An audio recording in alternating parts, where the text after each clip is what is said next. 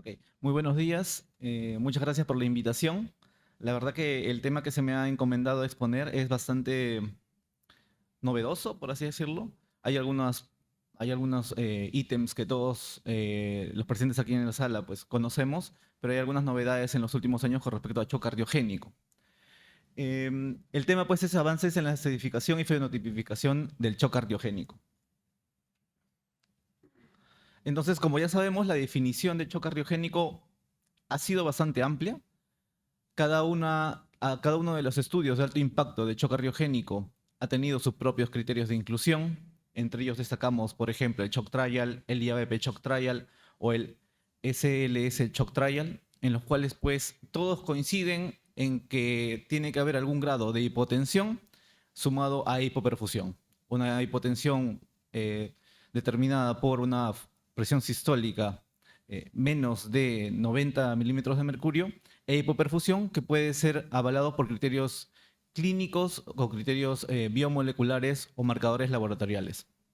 Entonces, en aras de poder unificar estos criterios, en el año 2023 salió esta publicación, cuyo nombre es bastante peculiar, pues las siglas refieren al término SHARC, en el afán, como nuevamente les menciono, de unificar los criterios y simplemente avalar lo que ya se había visto en los estudios previamente mencionados. Tenemos la definición en cuanto a definición clínica y definición de acuerdo a los criterios de los trials. En cuanto a la definición clínica, debemos destacar que es un desorden cardíaco como resultado de alteraciones clínicas y biomecánicas que evidencian o que desencadenan una hipoperfusión tisular. La hipoperfusión tisular, como sabemos, clínicamente la podemos ver manifiesto mediante la frialdad distal, la disminución o el enlentecimiento del llenado capilar, el trastorno de sensorio, la oliguria, etcétera, ¿no? Y en la parte derecha lo que vamos a destacar es justamente eso, que tenemos no solamente parámetros clínicos, sino también laboratoriales y parámetros ecocardiográficos. Principalmente el índice cardíaco, que va a tener que ser menos de 2.2 y que a su vez vamos a requerir inopresores, ya sea vasopresores netamente como la noradrenalina, e inotrópicos como la dobutamina o la dopamina para poder mantener el índice cardíaco dentro del rango normal y así poder evitar la hipoperfusión y el deterioro progresivo de los órganos anexos. Entonces, pues basado en esto, tenemos una diapositiva que representa la epidemiología del shock cardiogénico, en la cual, pues, a pesar de los avances de estudios aleatorizados, trials que han salido en los últimos años, pues la mortalidad de estos pacientes no se ha visto disminuida de manera importante. Aún la mortalidad puede llegar hasta un 60% de acuerdo a las series que nosotros podamos buscar y de acuerdo también a los hospitales y a los países en los cuales pueden mostrar sus datos, ¿no? La principal causa de shock cardiogénico, si bien es cierto, lo colocan en muchos estudios como la causa isquémica, la causa de un infarto agudo de miocardio, pero en los últimos años también la etiología que viene a ser referida como falla cardíaca de novo o falla cardíaca crónica descompensada, es decir, el shock cardiogénico secundario a esto, pues ha incrementado notablemente. Como vemos en la gráfica de la derecha, pues en esta data sacada de la unidad de cuidados intensivos en Estados Unidos en el año 2024, pues el shock cardiogénico representa una de las principales causas de ingreso a las unidades de cuidados intensivos y de estas podemos resaltar que el 27% es debido a infarto, pero el resto es debido sobre todo a insuficiencia cardíaca. Además, también tenemos que resaltar las causas secundarias. Podemos acá incluir al síndrome de Takotsubo, a la miocarditis, a la cardiopatía por estrés, etc. Entonces, esta gráfica también sacada del año 99, que es en donde se muestra por primera vez esa espiral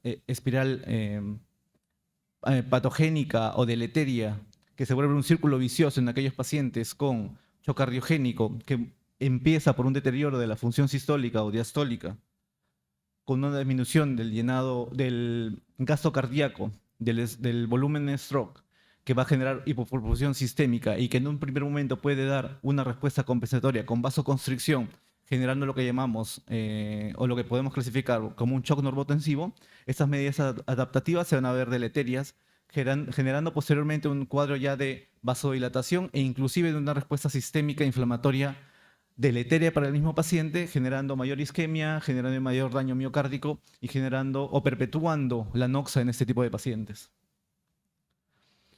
Tenemos algunos marcadores que lo usamos en el día a día en la unidad de cuidados intensivos. El lactato, por ejemplo, que es un marcador independiente de mortalidad de los pacientes y la cual fue utilizado como un factor preponderante en la clasificación de SCAI, que todos conocemos. También tenemos algunos marcadores de daño de órganos como las transaminasas o la creatinina. Y también tenemos algunos otros marcadores inflamatorios como la interleuquina 6, que si bien es cierto, no es utilizado de manera frecuente, pero es un marcador que podríamos utilizar en estudios sobre todo, ¿no? Tenemos diferentes formas de clasificar al shock cardiogénico. Las formas tradicionales, como muestra esta gráfica, que se publicó en el año 2025, en el cual tenemos criterios clínicos y criterios macrohemodinámicos. Tenemos el shock cardiogénico de novo, que sobre todo va referido con cuadros de shock cardiogénico.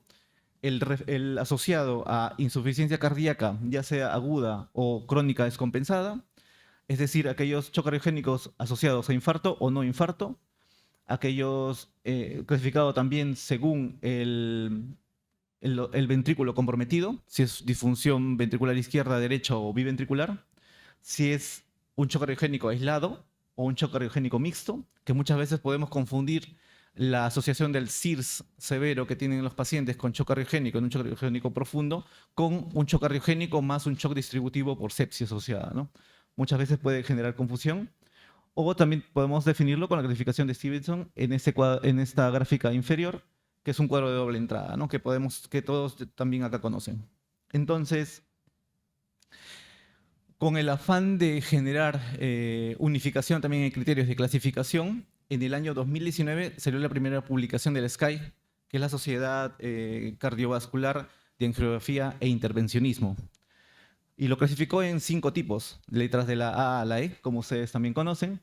Y la primera pregunta que se hace al valorar este tipo de pacientes es si existe hipoperfusión o no. Si no existe hipoperfusión, por todos los criterios clínicos o laboratoriales, estos pacientes tienen que preguntarte si tienen o no inestabilidad hemodinámica. La inestabilidad hemodinámica básicamente referida por hipotensión, taquicardia o un gasto cardíaco reducido. Si no existe inestabilidad hemodinámica, el paciente es clasificado como un SCAI A. Si existe inestabilidad hemodinámica, viene referido como un SCAI B. El SCAI B es lo que se describe también en publicaciones del año 2021 como el pre-shock, en otras palabras. Ahora, si el paciente sí tiene hipoperfusión por los criterios clínicos antes mencionados, pues vamos a tener que clasificarlo dentro de los 3 ítems posteriores, que es de la C a la E. Y cada uno de ellos mucho peor para el paciente, ya que la mortalidad incrementa, ¿no? El C es el shock clásico, que ustedes conocen, hipotensión más hipoperfusión. El shock D, que es el shock que no responde a las primeras medidas de salvataje que vendrían a ser la utilización de inopresores e inclusive balón de contrapulsación. Y el shock extremo, por eso la sigla E, que es el shock más profundo y más deleterio, en la cual la mortalidad puede llegar a elevarse al 80%, aún utilizando dispositivos de asistencia ventricular. Es una clasificación bastante sencilla. Actualmente todas las unidades de cuidados intensivos coronarios la utilizamos, pero ¿el impacto cuál es de utilizar esta clasificación? Nos va a permitir, pues, determinar al paciente o clasificarlo de acuerdo también al órgano que puede estar asociado, comprometidamente asociado. Es decir, el shock cardiogénico C puede no tener un compromiso renal o un compromiso hepático, pero en los shocks cardiogénicos SCAI D o E ya va a haber un deleterio de esto. A su vez, el tan temido CIRS, como les venía mencionando, pues va a incrementar su aparición en los estadios más avanzados, como el SCAI E. Entonces, un paciente que ya está en esta etapa, pues lamentablemente la mortalidad va a ser mucho más alta. Este cuadro es bastante significativo, ya que fue publicado en el año 2022 y en la cual podemos ver diferentes escenarios y diferentes autores también, según la data. Esta parte izquierda de la diapositiva pues muestra la clasificación del shock cardiogénico según el SCAI en la unidad de cuidados intensivos en Estados Unidos, que es una de las primeras gráficas que le mostré, alrededor de 8.000 pacientes incluidos. Y esto ya es netamente de shock cardiogénico como tal. No incluye los shocks mixtos, y en la cual podemos ver a mientras mayor score de SCAI, mayor mortalidad, independientemente de la serie donde la veamos. Y ni qué decir en aquellos pacientes que han tenido parada cardíaca fuera del hospital, ¿no? Entonces, si bien es cierto, la clasificación de SCAI resultó ser bastante práctica y muy buena, en el año 2022 se dio una actualización. ¿Por qué? Porque habían algunos factores que no se estaban incluyendo y se le trató de dar otro enfoque al shock cardiogénico. En ese caso se adherieron los modificadores de riesgo. Entre los modificadores de riesgo, como lo tenemos a la izquierda, los principales van a ser tanto la edad como la parada cardíaca o el arresto cardíaco asociado. Y como vemos en la gráfica de derecha, independientemente del shock cardiogénico donde lo encontremos, a mayor edad, mayor mortalidad. Y en la parte inferior también, mientras exista o no la presencia de arresto cardíaco en cualquiera de los SCAIs, pues la mortalidad también va a incrementar. Y esto se ve asociado en qué tan factible ha sido otorgarle medidas de RCP avanzada a este tipo de pacientes. Recordemos que la anoxia cerebral pues impacta de sobremanera en nuestros pacientes, ¿no? Y en el pronóstico también de ellos.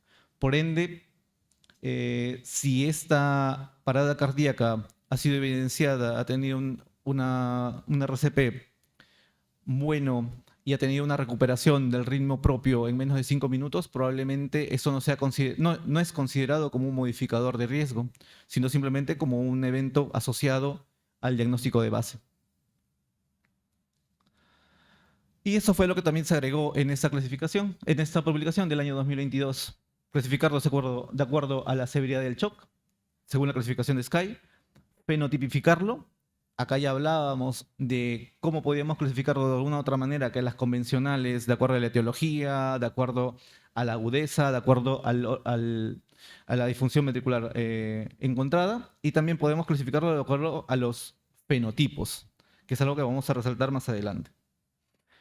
Y como les mencionaba, la pregunta a darse es si esta clasificación es suficiente. Pues en el año 2021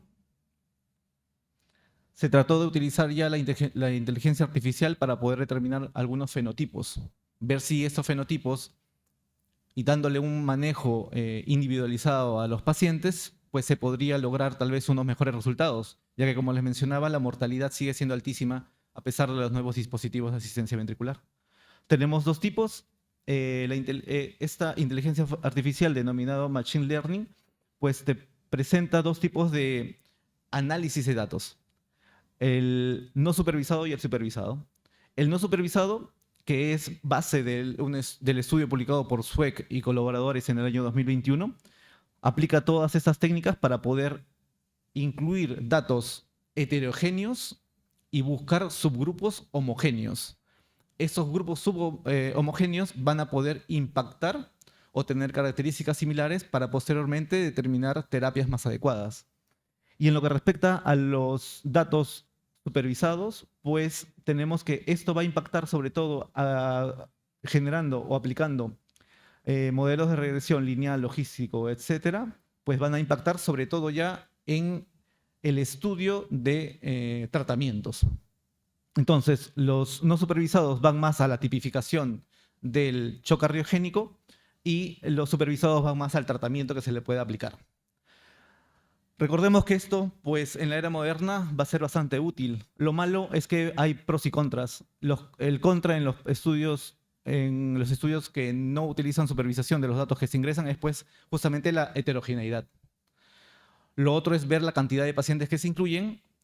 Y lo segundo es, pues, determinar bien las características clínicas que se quieran evaluar. Esos son simplemente desventajas, lo cual seguramente se van a ir puliendo con el tiempo. Como les mencionaba, en el año 2021, Sweck publicó este estudio, la fenotipificación del shock cardiogénico, en la cual utilizó o agregó dos tipos de estudios, dos tipos de estudios, uno americano y uno danés, el Cardiogenic Shock Working Group, que incluyó alrededor de 900 pacientes, y el registro RetroShock danés, que incluyó 1.690 pacientes, en cual pues intentó agrupar estos datos heterogéneos en grupos homogéneos y pues salió como resultado los clústeres o fenotipos. Fenotipo 1, 2 y 3. Fenotipo 1, que es representado por la no congestión, que van a ser pacientes de menor edad, con menores factores de riesgo cardiovascular, y que van a tener menos compromiso de otros órganos. El clúster 2, no sé si algo se mueve.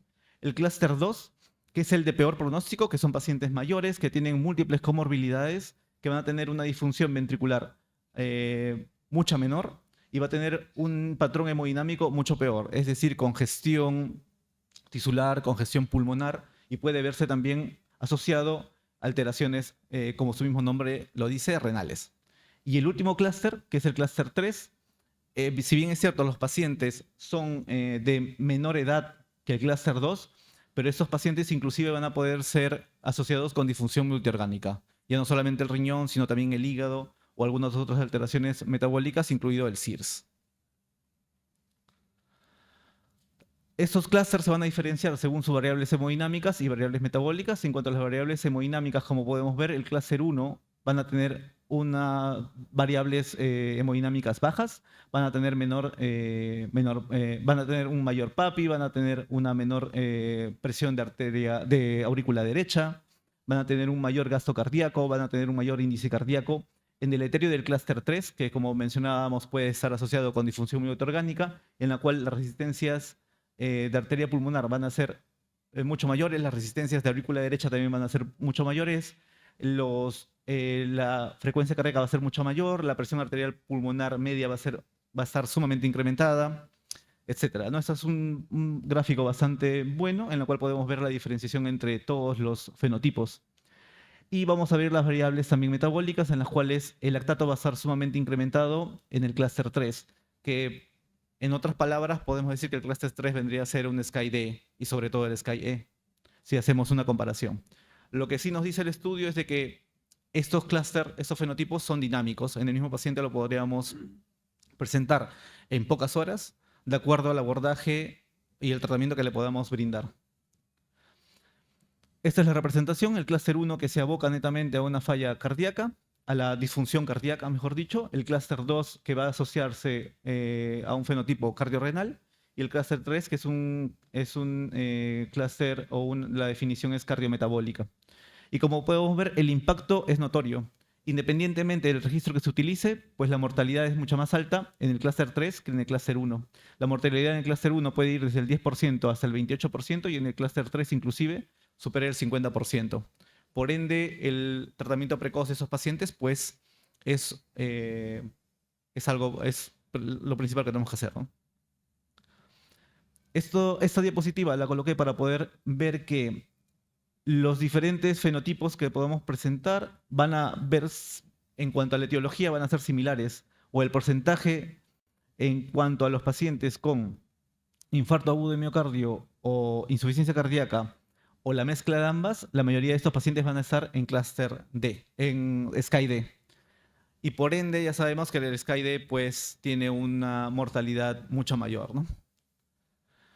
Y en la parte inferior, lo que les mencionaba, si bien es cierto puede ser un poco, puede generar dudas, pues este cuadro nos muestra que los fenotipos pueden variar de acuerdo al SCAI o la profundización del shock en sí. Y la mortalidad pues va a ser más alta mientras el fenotipo sea mayor, es decir, un fenotipo 3, o el SCAI sea pues E. La mortalidad intrahospitalaria, la mortalidad a los 30 días o la mortalidad inclusive al año. Ok. Para terminar, pues tenemos esta diapositiva en la cual podemos ver a dónde nos dirigimos. Actualmente estamos dando un tratamiento basado en la clasificación de SCAI. Al principio dábamos un tratamiento no específico, no nos importaba tanto la etiología, ya que como la mayoría eran causas isquémicas, pues lo primero que se hacía era darle soporte al paciente, posteriormente ingresarlo a sala de hemodinámica, otorgarle una angioplastía precoz y luego de ello pues estabilizar al paciente. Luego de eso nos dimos cuenta que no solamente son pacientes con isquemia aguda los que entran en shock cardiogénico, sino también en falla cardíaca. Y ya utilizamos actualmente también la clasificación de SCAI. ¿Y qué es lo que viene? Es pues el tratamiento súper individualizado, en lo cual no solamente vamos a tener clúster o fenotipos, sino podemos tener a su vez subfenotipos, subclusters. También podemos tener endotipos. Todos esos términos ustedes los van a poder encontrar cuando busquen información acerca de inteligencia artificial y la clasificación ya no solamente de pacientes con shock cardiogénico, sino también con otros tipos de shock u otros tipos de enfermedades incluso. Entonces, en un futuro probablemente vamos a ver una subdivisión de esta clasificación y cada uno de ellos va a tener un tipo de tratamiento mucho más individualizado. Pues eso es todo.